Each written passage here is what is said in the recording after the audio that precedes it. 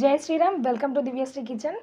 ఈరోజు హనుమత్ జయంతి కాబట్టి అందరికీ హనుమాన్ జయంతి శుభాకాంక్షలు అనమాట. చాలా ప్రశాంతంగా గడిచిపోయింది డే మొత్తం కూడా. నేను అనుకున్నట్టుగా చేసుకున్నాను అనమాట. డైలీ రొటీన్లో భాగంగా ఏంటి అంటే గడపకైతే ఇట్లా పసుపు రాసి బొట్లు పెట్టేసి నా పని అయితే డైలీ రొటీన్ అంటారు కదా, ఆ రొటీన్ పని అయితే కంప్లీట్ చేసుకున్నా. ఒక 3-4 డేస్ నుంచి వీడియోస్ కంటిన్యూగా పోస్ట్ చేయట్లేదు. ఎందుకంటే కొంచెం వర్క్ అనేది కొద్దిగా బిజీగా ఉంది కాబట్టి కొద్దిగా లేట్ అయినా పర్లేదు కానీ నేనైతే ఆ రోజు వీడియో పోస్ట్ చేస్తూ ఉన్నానన్నమాట. డైలీ పోస్ట్ చేసే టైం కంటే కూడా కొంచెం లేట్ అవుతుంది. ఈరోజైతే హనుమాన్ జయంతి కాబట్టి ఏ గుడి చూసినా కూడా జనాలతో నిండిపోయిందనమాట. హనుమాన్ జయంతి అనే కాదు, మన హిందూ పండుగలు ఏ వచ్చినా కూడా రోజు ఉన్నదానికంటే ఒక 10 టైమ్స్ ఎక్కువగా జనాలైతే అక్కడ ఉంటారనమాట. నాకు ఒక డౌట్ వచ్చిందండి. సాధారణంగా జనాలు ఒక మనిషిని చూసి రెస్పెక్ట్ ఇస్తారా? లేదంటే వాడు చేస్తున్న పనిని చూసి రెస్పెక్ట్ ఇస్తారా? లేకపోతే వాడి బిహేవియర్‌ని చూసి రెస్పెక్ట్ ఇస్తారా? నాకైతే నిజంగా ఎట్లా తేల్చుకోవాలో అర్థం కాలేదు. నాకు తెలిసి 99% మంది మనిషి దగ్గరున్న డబ్బును చూసే రెస్పెక్ట్ ఇస్తారు అని నాకు అనిపిస్తుంది. ఇవాళ రేపైతే బిహేవియర్‌ని చూసి ఎవడు రెస్పెక్ట్ ఇచ్చేటోడైతే అసలే లేడనమాట. వాడు మాట్లాడే తీరుని బట్టి కూడా వాడికి ఎవడైనా రెస్పెక్ట్ ఇయ్యరు. ఈడు మాట్లాడే మాటలు ఎట్లుంటే వీని దగ్గర ఏముండదు అన్నట్టుగా మాట్లాడతారు. ఎంతసేపు డబ్బు డబ్బు డబ్బు అనమాట. అది ఉంటే రెస్పెక్ట్ అలా వస్తుంది. ఇంకోటి, గెలిచిన వాడి మాటనే ఎవరైనా వినడానికి ఇష్టపడతారు. ఓడిపోయిన వాడి మాట వినడానికి ఎవరు ఇష్టపడరు. కానీ గెలిచిన వాడి మాట వింటే మీరు ఏం చేస్తే గెలుస్తారో అనేది మాత్రమే తెలుస్తుంది. ఓడిపోయిన వాడి మాట వింటే మీకు 2 తెలుస్తాయన్నమాట. ఒకటి, ఏం చేయడం వల్ల ఓడిపోతున్నారు, ఫర్దర్‌గా ఏం చేస్తే గెలుస్తారు అనేది కూడా మీకు అర్థమవుతుంది. ఎంతసేపు ఎవడైనా విజేతకే ఏమంటారు, పై చేయిగా ఉంటుంది. ఓడిపోయిన వాడిని ఎవరు పట్టించుకోడు. ఏ గేమ్‌లోనైనా ఏ జీవితంలోనైనా గెలిచేవాడు ఒక్కడుంటే ఓడిపోయే వాళ్ళు 10 మంది ఉంటారు. మీరు ఆ 10 మంది మాట విన్నారనుకోండి, మీ జీవితంలో మీరు ఏమన్నా పొరపాట్లు చేసేది ఉన్నా కూడా వాళ్ళు చెప్పేదాని ప్రకారం దాన్ని సర్దుకోవచ్చనమాట. అంటే ఆ పొరపాటుని రిపీట్ అవ్వకుండా మనం ముందడుగు వేసుకోవచ్చు. ఎంతసేపు గెలిచిన వాడినే కాకుండా ఓడిన వాడిని కూడా కాస్త ఆగి వాడు చెప్పేది విని మనం ఆచరణలో పెట్టుకుంటే ముందుకెళ్ళడానికి చాలా బాగుంటుందన్నమాట. ఎందుకు ఈ సోది ఎంత అంటే, యాక్చువల్‌గా జనాలు అట్లాగే ఉన్నారనమాట. మన దగ్గర సక్సెస్ లేకపోతే మనం ఎంత పెద్ద పని చేసినా, మనం ఏం చేస్తున్నా కూడా ఒక వాల్యూ అనేది ఉండదనమాట. ఏముంది ఈమె చేసేది, ఏముంది వీళ్ళు చేసేది అన్నట్టు ఉంటుంది. అది పక్కన పెట్టేస్తే, నేను ఇట్లా రైసు ఇంట్లో అందరికీ సరిపడా వండేటప్పుడు మా అమ్మ ఒక మాట చెప్పింది. ఏంటి అంటే, నలుగురు ఎంత తింటారో అంత పోసిన తర్వాత మనిషికి గుప్పెడు చొప్పున తీసి ఇంకొక డబ్బాలో స్టోర్ చేయాలని చెప్పింది. ఇట్లా చేస్తే ఏంటంటే మీకు నెల తిరిగేసరికి మళ్ళీ ఈ బియ్యం కూడా ఒక పోగులాగా అవుతాయి అన్నమాట. మళ్ళీ ఇంకొక 10 డేస్‌కో లేకపోతే ఒక 5 డేస్‌కో సరిపోయే అన్ని రైస్ మనకి కూడుతాయన్నమాట. ఇది చిన్నప్పుడు ఇట్లా చేసినామనుకోండి, ఒక్కొక్క బుక్క తక్కువ తిన్నా పర్లేదు కానీ వేస్ట్‌గా చేసి కడుపు నిండా తిని అన్నం వేస్ట్ అవ్వకుండా ఇట్లా చేస్తే బావుంటదని చెప్పిందనమాట. అవి అప్పుడు అర్థం కాలేదు వాటి వాల్యూ. కానీ ఇప్పుడు అర్థమవుతుంది. ఒక్కొక్కటి అమలు పరుస్తూ వస్తున్నాననమాట. అండ్ అలాగే మా అమ్మ చిన్నప్పుడు ఈ శనగపప్పు, తోటకూర కర్రీ చేసేది. చాలా అంటే చాలా బావుంటదనమాట. నేను ఎన్నో సార్లు ట్రై చేసినా కానీ ఆ టేస్ట్ రాలేదు. కానీ ఈరోజు మాత్రం చాలా అద్భుతంగా కుదిరింది.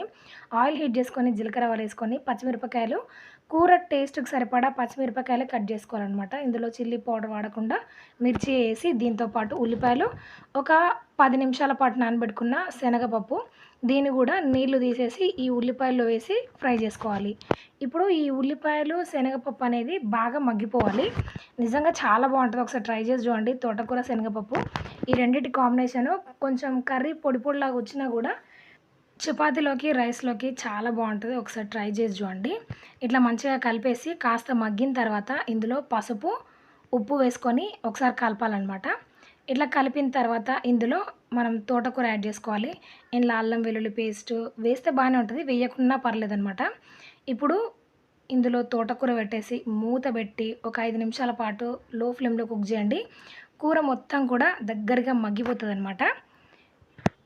ఇప్పుడు ఒక 2, 3 నిమిషాల పాటు కూర ఉడికేంతసేపు ఇలాగా లో ఫ్లేమ్‌లో పెట్టి కలుపుతూ ఉడికించారంటే, ఇంక ఇందులో ఏమి కలపాల్సిన పని లేదు. ఏమి ఎయాల్సిన పని అంతకంటే లేదనమాట. చాలా బావుంటది. ఒకసారి ట్రై చేసి చూడండి. నిజం చెప్పాలంటే చపాతీలోకైతే చాలా అంటే చాలా బావుంటది. ఇట్లా తోటకూర పప్పు అండ్ అలాగే దొండకాయ పచ్చడి. ఈ పచ్చడి నిలువ పచ్చడి అనమాట. దొండకాయతో చేసింది. ఎలా చేసుకోవాలనో నేను ఫుల్ వీడియో చేశాను. దాన్ని డిస్క్రిప్షన్‌లో ఇస్తాను. ఒకసారి వెళ్లి చూడండి.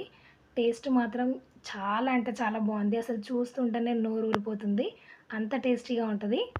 మా అమ్మ మామిడికాయ పచ్చడి తర్వాత అంత టేస్టీగా పెట్టే పచ్చడి ఇంకోటి ఏదైనా ఉందంటే కొరిం పచ్చడి అండ్ అలాగే దొండకాయ పచ్చడి అనమాట.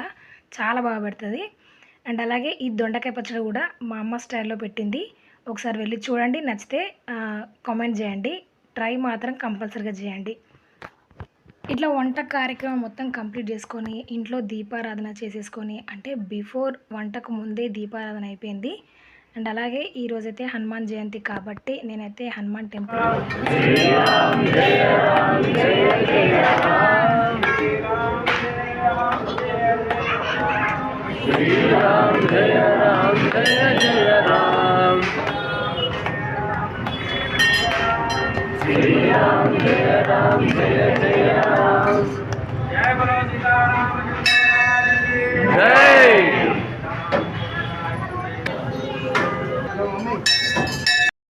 షాపుకి వెళ్ళే పని ఉంటుంది కాబట్టి కనీసం ఒక్కసారి హనుమాన్ గుడికెళ్ళి నమస్కారం పెట్టుకొని వస్తే చాలు అనుకున్నాను. కానీ 2 ఆలయాలకైతే వెళ్ళాననమాట.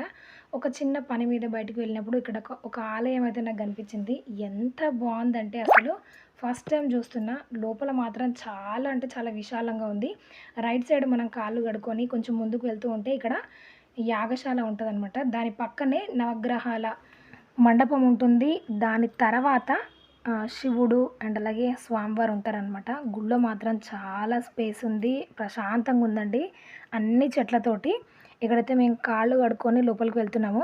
యాక్చువల్‌గా ఈరోజు హనుమాన్ జయంతి కదా! గుడిలో అన్న ప్రసాదం పెడుతున్నారని చెప్పేసి స్వామిని దండం పెట్టుకొని వెళ్దామని వెళ్ళాము. అండ్ అలాగే ఇక్కడ స్పెషల్ ఏంటి అంటే స్వామివారు అమ్మవారితో సహా ఉంటారనమాట. ఇంతకీ ఈ టెంపుల్ ఎక్కడో చెప్పలేదు కదా! Hyderabad NGOs colony area hospital దగ్గరలో ఉంటుందనమాట. మన గవర్నమెంట్ హాస్పిటల్ పక్కనే.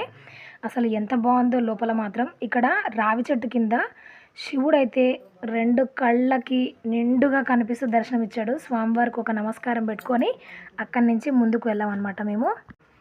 చూడండి లోపలికి వెళ్తూ ఉంటే నేను దగ్గరికి వెళ్ళిన దాకా నాకు తెలియలేదు స్వామివారు అమ్మవారితో సహా ఉన్నారని. సువర్చల సహిత ఆంజనేయ స్వామి. అసలు ఫస్ట్ టైం ఇక్కడైతే నేను చూస్తున్నాను. వినడం వరకు మాత్రమే స్వామివారికి పెళ్ళయిందని, స్వామివారికి ఒక భార్య కూడా ఉందని. కానీ ఇక్కడ అయ్యగారు ఏం చెప్తున్నారంటే స్వామి నుంచే వచ్చిన శక్తితోటి సువర్చల అనే దేవత మూర్తి ఉద్భవించింది అనే ఒక మాట చెప్పారు. కానీ వాళ్ళకి హడావిడి ఉండడం చేత నేను ఏది అడగలేకపోయాను. వాళ్ళని కూడా ఇబ్బంది పెట్టదలుచుకోలేదు. మీకేమైనా తెలిస్తే కింద కామెంట్ సెక్షన్‌లో తెలియజేయండి.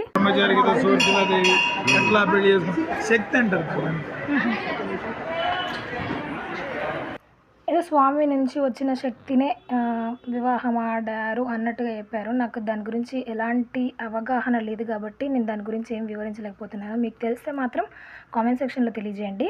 అండ్ అలాగే ఇక్కడ అన్నదానం అయితే చేశారనమాట. జనాలు మాత్రం విపరీతంగా ఉన్నారు. ఇక్కడున్న ఈ హాల్ మొత్తం నిండిపోయిందనమాట. జస్ట్ స్వామి దగ్గరికి మళ్ళీ వెళ్ళి అక్కడ కొంచెం తీర్థం ప్రసాదం తీసుకొని అక్కడి నుంచి బయలుదేరిపోయామనమాట. అండ్ అలాగే ఇక్కడ నేను షాప్ కాడికి వచ్చేసి ఒక పట్టు శారీస్ తోటి మదర్ అండ్ డాటర్కి ఫ్రాక్ కుట్టాలన్నమాట. ఇది ఎంత బ్యూటిఫుల్గా ఉందంటే అంత బ్యూటిఫుల్గా ఉంది. నేను ఒకసారి ఫ్రాక్ మొత్తం కంప్లీట్ అయిపోయాక కూడా మీకు పిక్ సెండ్ చేస్తానన్నమాట. ఇది వచ్చేసి ఎల్లో అండ్ పింక్ కాంబినేషన్ తోటి వచ్చింది. మీకు వీడియోలో ఇలా కనిపిస్తుంది కానీ డైరెక్ట్గా మాత్రం కాంబినేషన్ చాలా బాగుంది. అండ్ అలాగే ఇందులో ఒక బేబీకి ఇద్దరికి కలిపి కుట్టాలి బార్డర్ వచ్చే విధంగా. అండ్ అలాగే బేబీకి అయితే నేనేం డిజైన్ చేశానంటే ఈ బార్డర్ అండ్ పింక్ భాగం సగం వచ్చేలాగా కింద ఫ్రాక్ పార్ట్ కుట్టేసి పైన టాప్ ఉంటుంది కదా దానికోసం మాత్రం స్మోకింగ్ చేసి ఒక ఫ్రాక్ కుడదాం అనుకున్నాను అనమాట. చాలా ఏళ్ళ తర్వాత మళ్ళీ స్మోకింగ్ ఫ్రాక్ కుడుతున్నాను. దాదాపు ఒక 10-13 ఇయర్స్ తర్వాత కుడుతున్నాను అనమాట. మిషన్ నేర్చుకోక ముందుకు నేను ఈ స్మాకింగ్ ఫ్రాక్సే చేసేది. అంటే పిల్లల ఫ్రాక్స్‌కి పైన టాప్ ఉంటుంది గదా! దాన్ని మొత్తం ఇట్లా స్మాకింగ్ చేసి ఇచ్చేదనమాట. మిషన్ రాకముందుకు. ఇట్లా ఇది మొత్తం బాడీకి కుడితే మాకు 50 రూపీస్ ఇచ్చేటోళ్ళనమాట అప్పట్ల. దాదాపు ఇది కుట్టడానికి 2 డేస్ పడతది. 2 డేస్‌కి గాను మాకు 50 రూపీస్ ఇచ్చేది. ఇప్పుడు కొంచెం నా వర్క్ ఫాస్ట్ అయిపోయింది కాబట్టి ఒక హాఫ్ డేలో కంప్లీట్ చేస్తాననమాట. అంటే దాని పైనే కూర్చొని చేస్తున్నాను కాబట్టి ఒక హాఫ్ డేలో అయిపోతుంది. మనం బయట ఏదైనా వర్క్ చేసుకుంటూ చేస్తే ఇంట్లో పని అది ఇది అనుకుంటూ చేస్తే పక్కా 1 డే పడతదనమాట. కొంచెం తలకు మించిన భారం అనిపిస్తది. బట్ కొంచెం చూడ్డానికి చాలా డిజైనర్‌గా ఉంటది. బావుంటదని చెప్పేసి నేను కస్టమైజ్ చేయించుకుంటున్నాను నాతోటి. నేను స్మాకింగ్ గురించి చెప్పాను కాబట్టి.